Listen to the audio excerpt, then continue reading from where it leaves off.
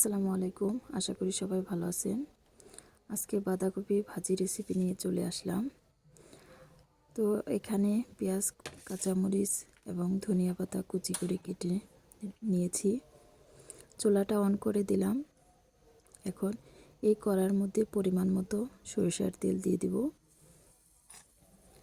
সরিষার তেল হালকা গরম হয়ে আসার পর এর মধ্যে কুচি করে রাখা পেঁয়াজ কুচি, রসুন কুচি এবং কাঁচামরিচ কুচি এর মধ্যে দিয়ে দেব। এগুলো কাঁচা গন্ধ যাওয়া দূর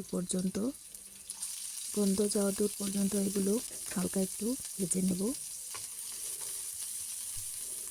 আমার ভয়েসে যদি কোনো কথায় বলতে ভুল হয়ে থাকে কমেন্টের মাধ্যমে জানাবেন। আর ভিডিওটি দেখার আগে একটা লাইক দিয়ে অবশ্যই যাবেন। এই তো হালকা ভাজা হয়ে গেছে। এখন এর মধ্যে কুচি করে রাখা বাঁধাকপি কুচিগুলা অল্প অল্প করে দিয়ে দেব। একটা লাইক দিয়ে সম্পূর্ণ ভিডিওটি দেখার অনুরোধ রইল। রান্না একটি শিল্প, এক একজন এক এক রকম করে রান্না করে। রান্না বিভিন্নভাবেই করা যায়। এই বাঁধাকপি ভাজিটা রুটির সাথে ভালো চলে। এখন এর মধ্যে গুঁড়া মশলাগুলো দিয়ে দেব। অল্প একটু লাল মরিচের গুঁড়া, অল্প একটু হলুদের গুঁড়া এবং অল্প একটু ধনিয়ার গুঁড়া দিয়ে দিলাম, 2 চামচ লবণ। এখন এগুলো সব ভালো করে ভাজা কাটা দিয়ে নেড়ে চেড়ে ভালো করে মিক্স করে নেব। এখন চুলাটা হাই হিট রেখে ভাজি করে নেব।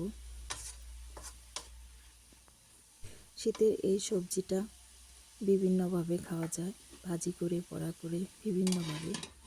একটা ঢাকনা দিয়ে ঢেকে দিলাম সিদ্ধ হওয়ার জন্য। 2 মিনিট ঢাকনা দিয়ে ঢেকে রান্না করে তারপর ঢাকনা খুলে নিলাম। এই তো এর মধ্যে যে এক্সট্রা কিছু পানি ছিল তা শুকিয়ে গেছে। এখন আর অল্প সময় এটাকে ভাজি করে নেব।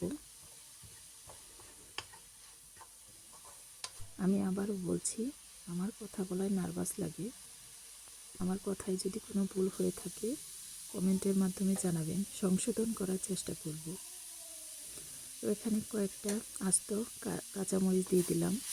কাঁচামরিচের ফ্লেভারটা অনেক ভালো লাগে।